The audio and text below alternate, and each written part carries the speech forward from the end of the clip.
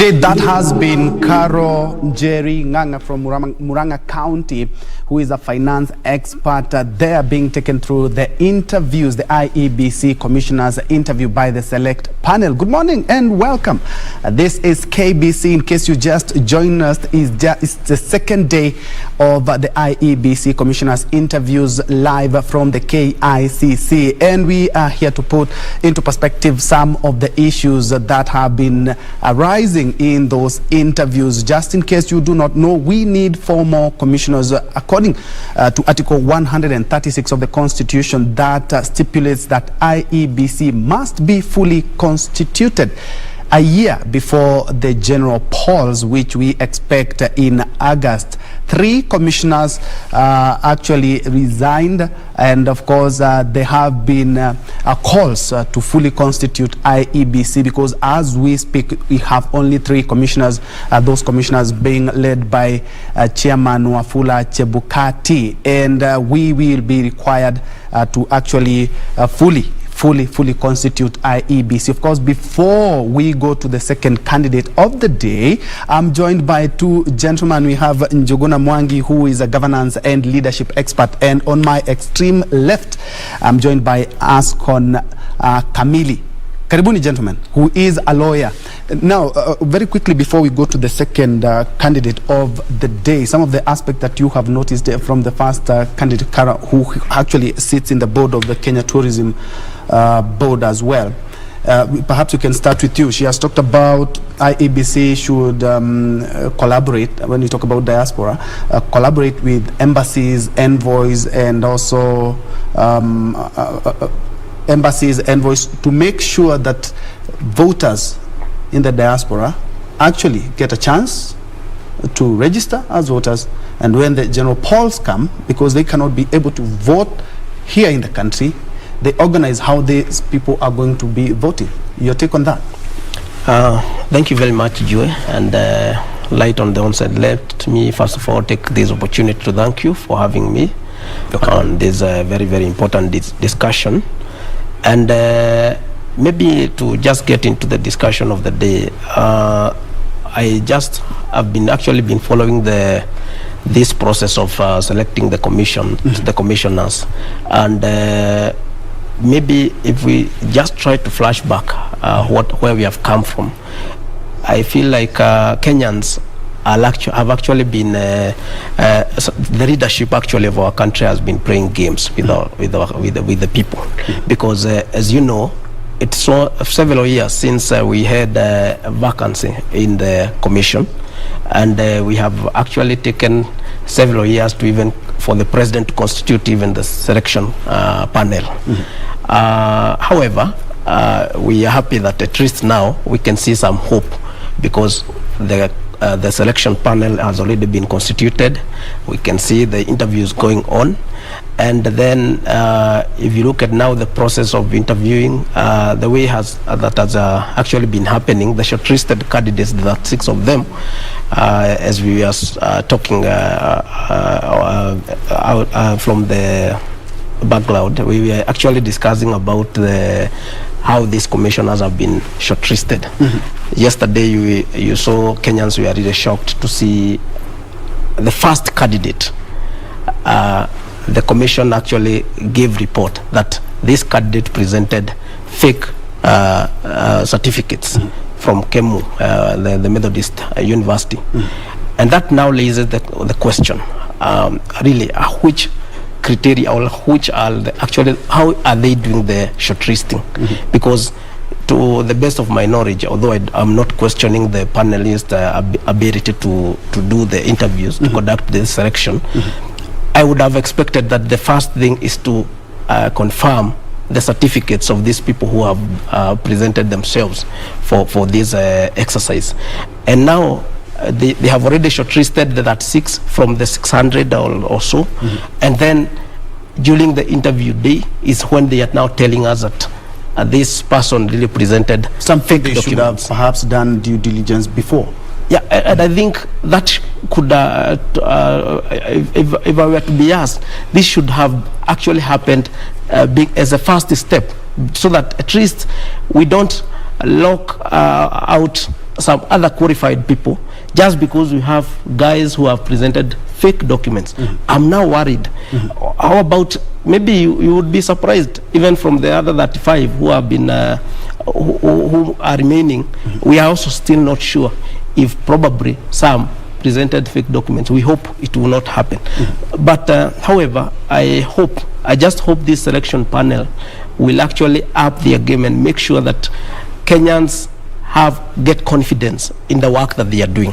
We still hope that the commissioners that we'll have will be the best for our country, will be the people who will be able to redeem the image of the IEBC and the electoral process in general. We still question why the executive, the president who was mandated to have this selection panel in time, is now rushing at this time, because it sounds funny that it is during the time that there were questions in the court about the constitution of the IEBC, that they didn't have enough commissioners during the case of the BBI, that the president seemed like he was in a rush now to constitute the selection panel. I think it is time now, we need to redeem the image of, even our readers also need to redeem their images. Yes, and still talking of time, Asko, perhaps you can chip in. Go ahead. Looking at the 2017 general polls, right now we had mass voter registration. And looking at now the IBC is not fully constituted until the interviews and the names have to be taken to the president. They also have to go to the National Assembly for approval. Are we flying so close to the sun when it comes to timelines? Well, first and foremost, thank you very much, Brother Ben, for this opportunity. Welcome. Particularly that we are coming into KBC when it's very new, fresh, and beautiful like it is. Now, on to what you're asking, it takes me back to what the Kriegler Commission, told us about our elections and why we end up with such a mess every other 5 years. And among the issues that were brought forward was the fact that we seem to be in a rush every other time before our elections. We want to do things in a rush, not very properly constituted commission. The voter registration problem is somewhat hurried, and it results into a mess at the end of it all. And these are some of the things that we hoped to cushion the country from, if we were to prepare adequately for this election, this coming election. Look at the fact that now we are trying to, properly constitute the commission 1 year before the elections, despite the fact that the law in its black and white nature demands that this should be done at least 1 year before the general elections. I mean, logically, it doesn't give us a chance to, get a properly constituted commission that will run the elections as effectively as they would if, they were there before or they were there sooner than right now. So my idea would be, now that we find ourselves in this situation, or we find ourselves in this position, the best way forward is to proceed with the process of getting the commissioners, the 4 commissioners, and also with the fact that Chebukati and his team have consistently, mentioned and told us that they are adequately prepared and there should be no cause for alarm. We hope that the commissioners who will be given this chance will get straight into work and familiarize themselves with the responsibilities that will be trusted in their palms, so that moving forward, at least we have a properly done election, and that we don't get into the turmoil we always get into every other 5 years. But besides all that, the elections in Kenya are not just basically about the commissioners or the law as it is. There is more to do with politics and the leadership of the country, and equally so many other factors that might not be within the province of the IBC to solve. Look at the fact that there are disputes with the elections every other 5 years, and we have to go through a process in court for us to get, for us to at least get to a point where we feel that justice has been done. These are things that can only be sorted out politically. No wonder, in my view, the process that the President and the former Prime Minister began of the Building Bridges initiative was intended to cure some of these problems that now we are grappling with. Despite the fact that the court has put a halt to this process, I believe that if it was given a chance, in the very end, at least some of these questions that we are asking about, if institutions as basic as the IBC would have been solved by that process. And still on the timelines, if we have the 4 commissioners, and of course we will be having them in the next couple of weeks, right, their tenure lapses in the year 2027, where we have another general elections. Right.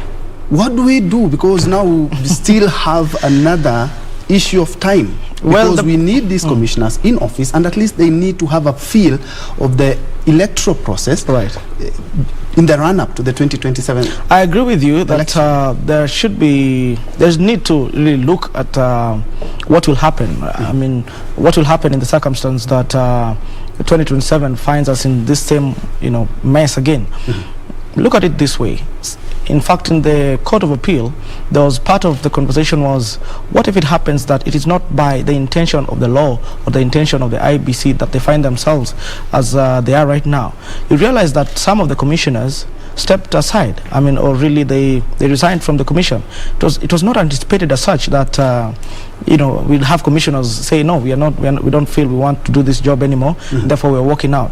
So what we would do in this circumstance, or what I hope should be done, is that now that we have the commission by the next election, this should be done at least with the thought of 2027, in the sense that when the commission shall be sworn into office, or when the commission shall get their oath of office, they should be able to have that oath of office for a period of probably 5 years, where it lapses after the next election, because our constitution also gives us the date of our next election. The next election must be on the second Tuesday of August of every 5 years.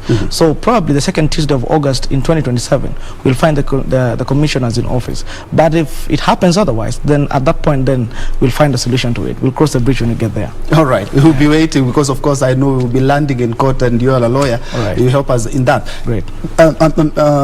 Mwangi, looking at the interview since yesterday, the issue of civic education has cropped up each and every time. And looking at the timelines also that we have, a lot has been talked about civic education, voter registration, all that in one. Do you believe the timelines that we have are adequate for civic education? You see, one of the challenges that we have in our country is actually poor planning, because right now, if you look at the Article 88 of the Constitution, it has mandated, it has given direction to the IEBC that it must always ensure that there is active registration of voters. It also actually gives direction to the IEBC that it must ensure that they are doing the cleanup of the register regularly. Actually, it talks of regularly, because those people who drafted the Constitution had in mind that some people will be dying every now and then, others will be attaining the age of 18. So, but when you look at the IEBC, the way it has actually been operating, when is the last time that we got like the mass registration of voters? When is the last time that you found the IEBC doing the voter education? This is actually some questions that these are some of the questions that we must really try to resolve as a nation, because this conversation, unless we have it, will keep on having challenges every time that we are coming to do the general election. So as I look at it right now, I don't find the timeline quite adequate. The time remaining for us to have the August general election being adequate, because right now, remember, we still grappling with the selection of the commissioners, and then IEBC is expected also to do the voters registration before they start now the even the campaigns actually kick off. So, but with the time remaining, I find ourselves experiencing some challenges, and you can imagine those people who will be actually voting for the first time. These are people who were born in the year 2004, and there is a very huge population in our country who do not even understand how voting is done, because IEBC has failed in its mandate to offer voter registration and education, and in good time. And in good time. Yes. At the same time, look at what is actually happening with like Article 89 of the Constitution mandates IEBC to do boundary delimitation, but has it been done?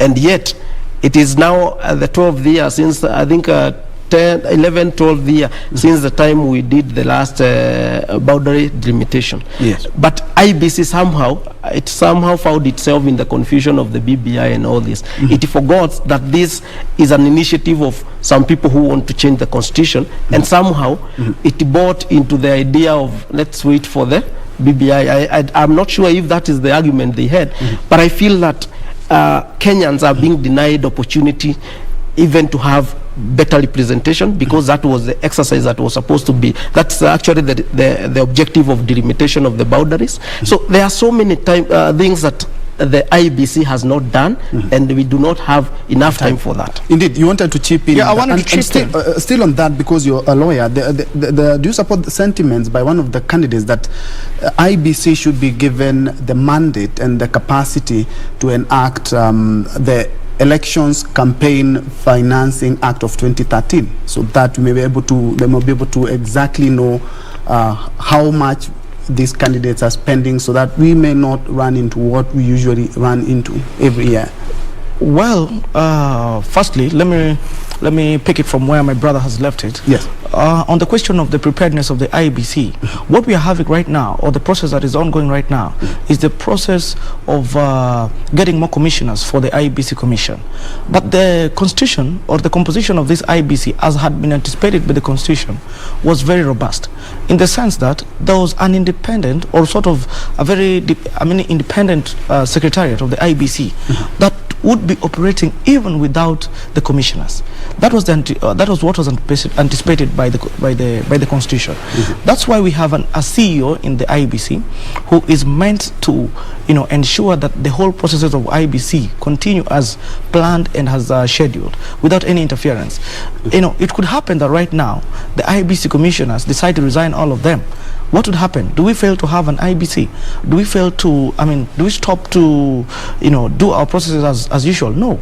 The IBC has a secretariat, which initially was headed by Mr. Chiloba, who left the commission, yes, or who left the secretariat. And currently there's an acting CEO.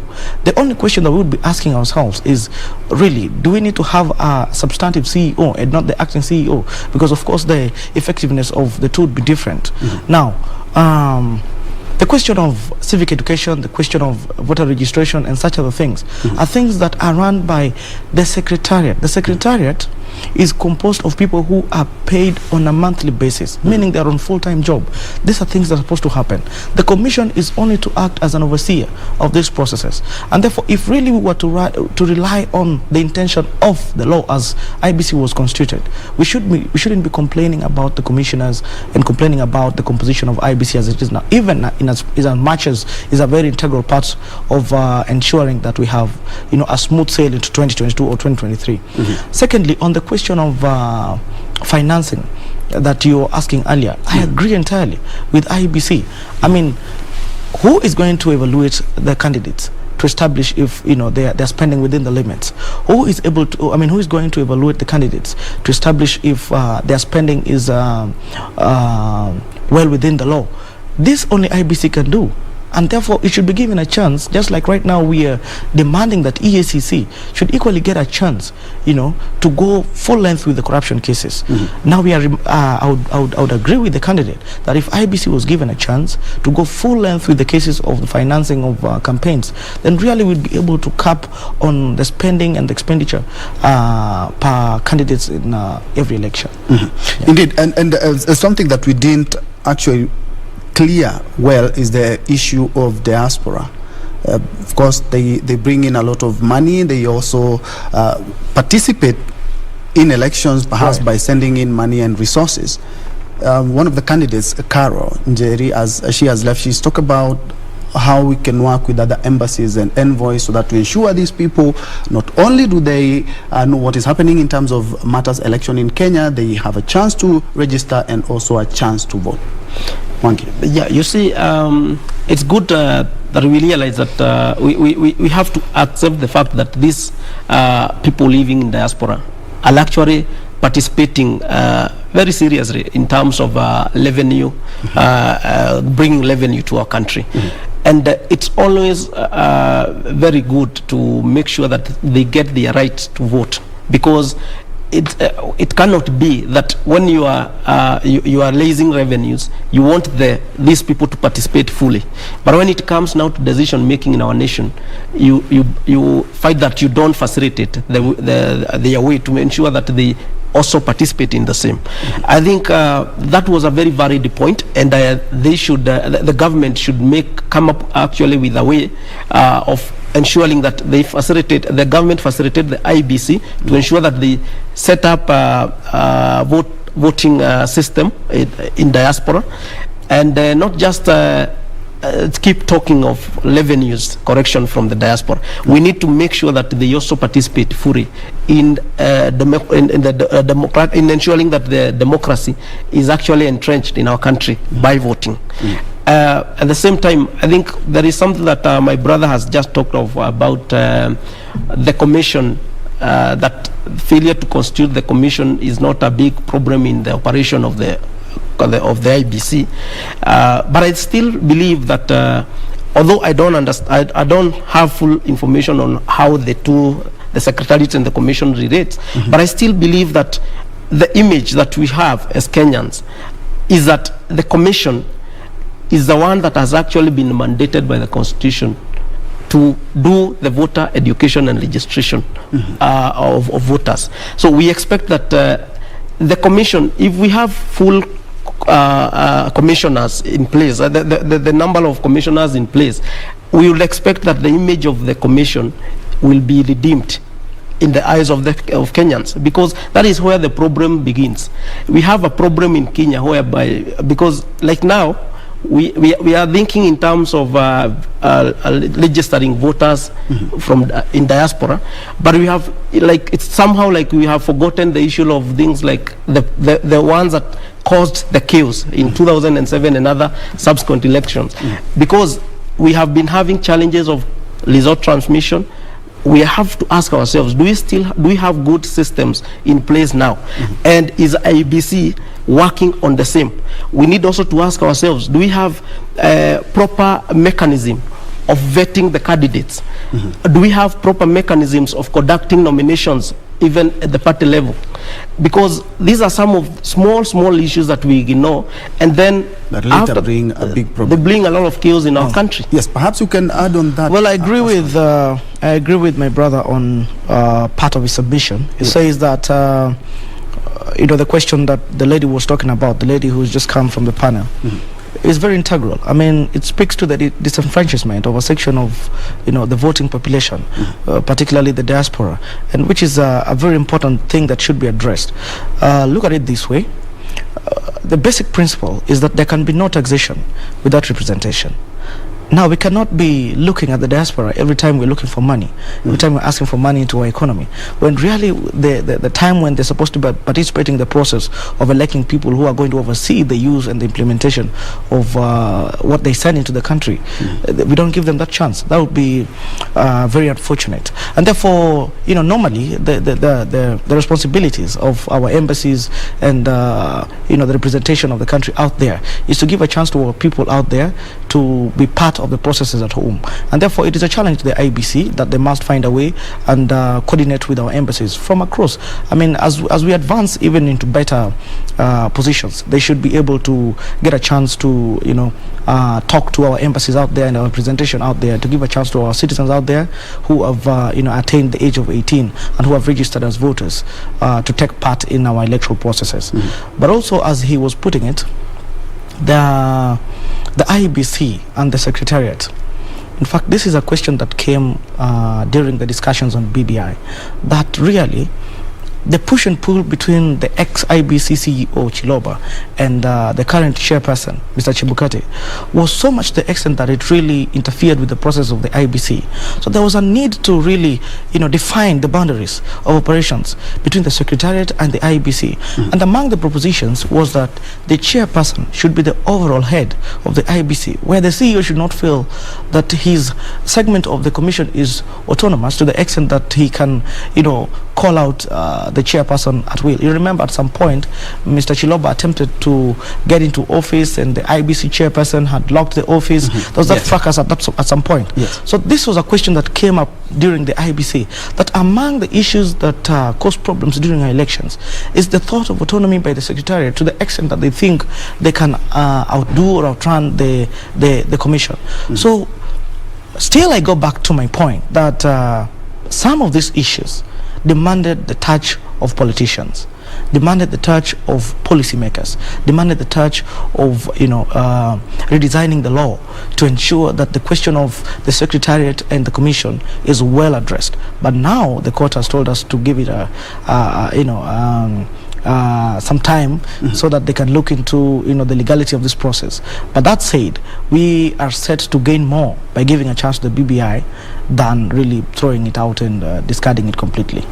And there's a gender agenda. Is it safe to say that we are looking for 3 female commissioners and 1 male commissioner? The reason I'm asking this is because we have observed a lot of government institutions are not observing the 2/3 gender rule. I agree with you. Personally, I'm an advocate of gender parity. I really say and support that women should be given a chance in leadership in any area, leadership politically, leadership in business, everywhere else. Historically our women have been disadvantaged and they've not gotten a chance to take part in decision making, particularly within our country. And therefore right now the IBC is composed of 3 men. And we need 7 commissioners. Now, 2/3 of that, or 1/3 of that, the lowest they should get is 3 women right now. So out of the 4 commissioners, it is safe to say that the IBC is compelled by law to give a chance to 3 women right now. And therefore, we are expecting that at the end of this process, it will result into 3 ladies and 1 gentleman. You wanted to add something on that, and still, while at it, the infrastructure question is cropping up each and every time. We saw the biometrics fail in 2013. We have issues with servers, and it's also something that has also crept in. Perhaps as you add on that. I wanted to add on what my friend here has talked of, the composition of the IEBC. And I think it's also paramount to remember that the Constitution dictates that we must have regional balancing. And so I'm also expecting that because out of the 3 commissioners that we have, I think 2 of them are of a particular origin and such. So I'm expecting that the selection panels will also consider the same as they do with the gender. But still, you'll allow me to just talk a little bit of what he has just talked about the BBI, because personally, in my opinion, I don't think the BBI was actually set to provide any solution in terms of sorting out the election disputes, because but this was supposed to be the first thing that it was supposed to cure. Of course, each and every cycle of elections, we have violence, we have cases of malpractices in elections. That was one of the things that was supposed to cure. It was good, supposed in quotes, because that is exactly what the pioneers of the same were telling Kenyans. But when you look at the content of the BBI, and even the energy that they are putting on the BBI, you realize that they are more concerned about other issues rather than the real problems of our country.